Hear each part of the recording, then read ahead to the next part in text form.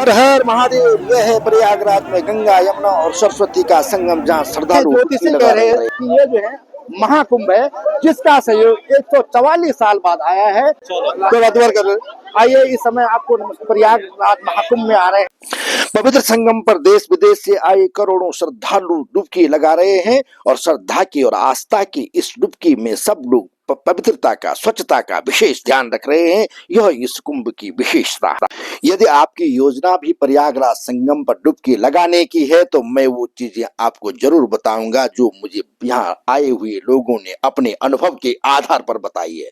उनका कहना था कि प्रयागराज संगम में पवित्र डुबकी लगाने के बाद आप मेले का आनंद लीजिए और उसके बाद यहाँ जो तीर्थ है, जो यहाँ पौराणिक तीर्थ है, उनके दर्शन अवश्य कीजिए। आपको करना यह है कि मेला क्षेत्र से के करीब वहां पर अकबर का किला है। अकबर के किले के पास पौराणिक अक्षय वृक्ष है। अक्षय वट वृक्ष के दर्शन करने हैं। उसके बाद इलाहाबाद संगम में सरस्वती नदी बहती थी, इसका प्रतीक वहां पर जो है सरस्वती कूप है। कहते हैं इस कूप की स्थापना इसका जीर्णोद्धार सम्राट अशोक ने करवाया था।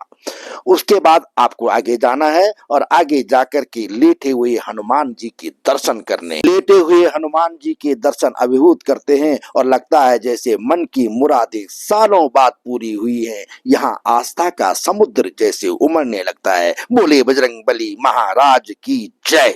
पवन सुत हनुमान की जय। महावीर बजरंग बली की। आइए अब साउंड म्यूट किए बिना इन तीर्थ स्थलों के आपको सीधे दर्शन करवाता हूँ और इस यात्रा पर ले चलता हूँ। अकबर का किला है, उसके बाहर की भीड़ है। ये लोग अक्षय वट के दर्शन करके आ रहे हैं। अक्षय वट के दर्शन के बाद अब हनुमान जी के दर्शन के लिए जा रहे हैं। देखिए ये महाराज जी कितनी बड़ी चोटी रखे हुए हैं। चोटी का देखिए आनंद जाए। ये है अक्षय वट। अक्षय वट जिसका अर्थ है अविनाशी वट वृक्ष। प्रयागराज के संगम तट पर स्थित यह धार्मिक, पौराणिक और ऐतिहासिक महत्व का केंद्र है। मान्यता है कि ब्रह्मा, विष्णु और शिव ने इस सृष्टि की स्थिरता के लिए स्थापित किया था। प्रलय काल में भी इसका नाश नहीं होता। यह नारायण विष्णु ने महर्षि मार्कंडेय को बाल मुकुंद रूप में दर्शन किए थे। श्री राम, सीता और लक्ष्मण ने भी वनवास के दौरान इसका पूजन किया था। जैन तीर्थंकर ऋषभदेव ने यहाँ कैवल्य प्राप्त किया था। अक्षय वट के दर्शन से मोक्ष का मार्ग प्रस्तुत होता है। इसकी परिक्रमा की जानी चाहिए, ऐसा इस पर लिखा। यह है अक्षय वट, यह है जी। वाह। इस अक्षय वट का जो है ये अक्षय, इसका कभी नाश नहीं होता है, ये इसका अर्थ है। अक्षय का शब्द है? हाँ सर, ये है अक्षय। देखिए ये इसको बड़ा दूर रखा गया है लोगों से, क्योंकि क्षति न पहुँचे। क्षति से ओम अक्षय वटाय नमः। ओम अक्षय वटाय नमः। और कहते हैं कि किस काल का बताया आपने इसको? ये ब्रह्मा विष्णु ने इसको सृष्टि की स्थिरता के लिए इसको स्थापित किया था। को तब से चल रहा है और सदियों से है। प्रलय काल में भी ये नष्ट नहीं हुआ। प्रलय काल में इसीलिए प्रशस्त करने वाला है। इसीलिए इसका नाम अक्षय वट है। लक्ष्मण और राम ने यहीं पर वो करी। इस अक्षय वट के नीचे ऋषभदेव ने तपस्या करी है। और ये अक्षय वट के सामने ये अकबर का किला है। श्राप दिया था केवल वट वृक्ष ही बचाता था। यही अक्षय वट है। देखो देखिए इसकी समृद्धि देखिए, इसकी खुशहाली देखिए, खुशहाली का प्रतीक है। देखिए सृष्टि की खुशहाली का प्रतीक है ये अक्षय वट। नाम ही अक्षय है। अक्षय का अपर्याय कभी ना नष्ट होने वाला, जिसका कभी क्षरण नहीं होता है, वो अक्षय वट वृक्ष है। लेकिन लंबा चौड़ा है, बहुत लंबा चौड़ा, वास्तव में बहुत लंबा चौड़ा। ये नीचे मूर्तियाँ रखी हैं। अक्षय वटाय नमः, ये सामने देखा है। ओम अक्षय वटाय नमः। अब यहाँ से जो है यात्री वो मुड़ करके वापस आ रहे हैं। साहब देखिए ये है, किसी ने घंटा भी चढ़ा रखा है, तो घंटी भी चढ़ा रखी है। विशाल, लेकिन दूर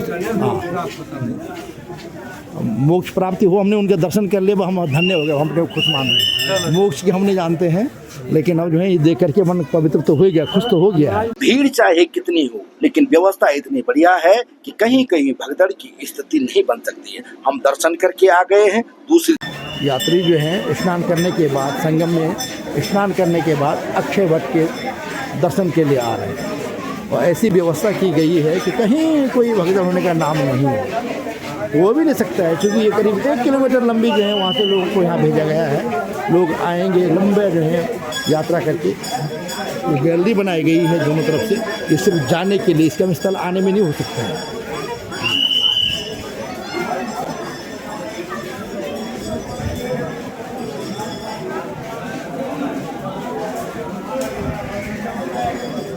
ये अभी हम किले के चारों तरफ की गैलरी बना रखी है, अत्यधिक व्यवस्थित तरीके से यात्रियों को कहीं कोई दिक्कत हो। जिस दिन जो है पर्व होता है उस दिन तो बड़ी भीड़ होती होगी, उस भीड़ को रोकने में ये जो रास्ते बनाए गए हैं थोड़ा लंबे ज़रूर हैं, लेकिन सुरक्षित हैं, व्यवस्थित हैं, और स्वच्छता बहुत ज़बरदस्त है।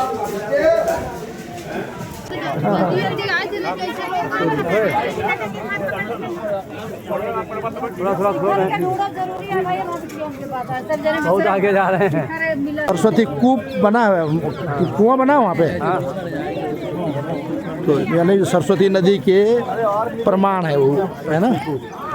अब हम सरस्वती कूप की तरफ बढ़ रहे हैं और इस तरह के निशान लगाए गए हैं ताकि यात्रियों को किसी तरह की असुविधा न हो। यहाँ माता सरस्वती की मूर्ति बनाई गई है और ये कूप है जो पूरी तरह से ढक दिया गया है, बहुत गहरा कूप। इस समय जो हम जो है सरस्वती कूप पर है और यहाँ पर एक बोर्ड लिखा है जिस पर जो है सरस्वती नदी के बारे में कथा कही गई है। इस बोर्ड पर जो लिखा है उसे मैं आपको पढ़कर सुना रहा हूँ।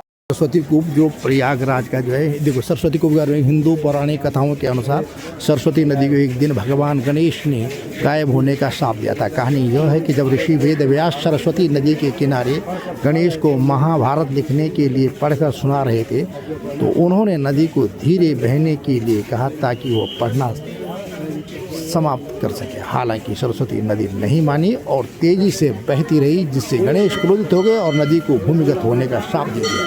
यह माना जाता है कि सरस्वती कूप वही स्थान है जहाँ माँ सरस्वती अंततः अदृश्य हो गई थी। यह नदी उत्तराखंड के माणा गांव से उत्पन्न होती है और सरस्वती कूप में देखी जा सकती है।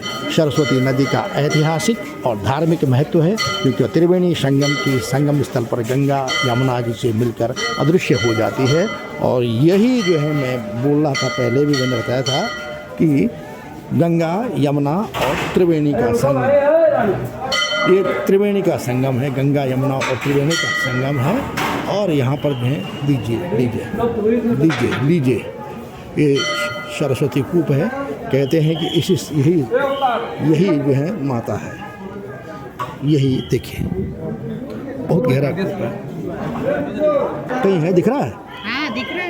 ओ बहुत, हाँ दिखाई गहराई में पानी दिख रहा है, वाकई है। ऐसी कोई चीज ना जो ऊपर से दिखेगी, इसमें ऐसे उठा के भी ऐसे वो उतना ही दिखाई देगा। ये देखिए सरस्वती जी के दर्शन कीजिए, ये सरस्वती कूप सही है, विशेषता है ना, इतनी गहराई है। और कहते हैं कि इसका जीर्णोद्धार जो है सम्राट अशोक ने करवाया था। यही अदृश्य हो गई थी, यहीं पे अदृश्य हो गए थे। वो सांप बस की कहानी सुना रहे हैं, उत्तराखंड के माणा गांव से निकली। माणा गाँव था, वो कहानी सुना रहे हैं। अरे खोले, अरे काहे ना खोलते हैं जी? खुला तो उधर खुला तो था। आओ अरे ये नीचे गिर जाएगा, जान यार, उठा के नीचे गिर जाएगा। नहीं मानेंगे लोग।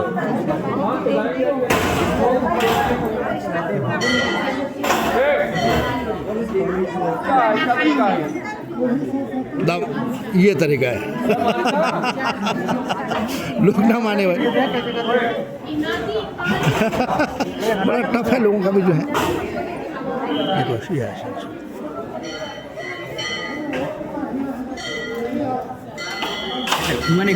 गाँव में अब बांध दिए वो, ठीक किया। अब प्रयागराज में पवित्र गंगा यमुना और सरस्वती की संगम पर डुबकी लगाने के बाद मेला क्षेत्र में होते हुए हमने हजारों सालों से मौजूद अक्षय वट वृक्ष के दर्शन किए, सरस्वती नदी की मौजूदगी के प्रतीक सरस्वती कूप के दर्शन किए और भगवान बजरंगबली की लेटे हुए मूर्ति के दर्शन के बाद अब हम मेला क्षेत्र से बाहर आ गए हैं। अब मेला क्षेत्र से बाहर आने के बाद भी अब भीड़ कम होने का नाम नहीं ले रही है। भीड़ लगातार बढ़ती जा रही है। जैसे जैसे दिन बढ़ रहा है भीड़ उसी क्रम में बढ़ रही है। यही तो चमत्कार है इस मेले का, यही तो चमत्कार है इस महाकुंभ का। यहाँ भीड़ खत्म होने का नाम ही नहीं ले रही है। सुबह भीड़, दिन में भीड़, रात को भीड़, शाम को भीड़, और जिस पहर में भी आइए सब भीड़ मिलेगी। सुबह 4 बजे की भीड़, 5 बजे की भीड़, संगम तट पर भीड़। अब हम जबकि मेला क्षेत्र से बाहर आए हैं लेकिन भीड़ जो है क्योंकि जितने लोग जा रहे हैं उससे कई गुना लोग आ रहे हैं। ये चमत्कार है इस महाकुंभ। इस महाकुंभ में ये विशेषता है कि यहाँ भीड़ थमने का नाम नहीं ले रही है। कहाँ गए? हमेशा की तरह संवाद सूत्र को लाइक और सब्सक्राइब करने का आग्रह।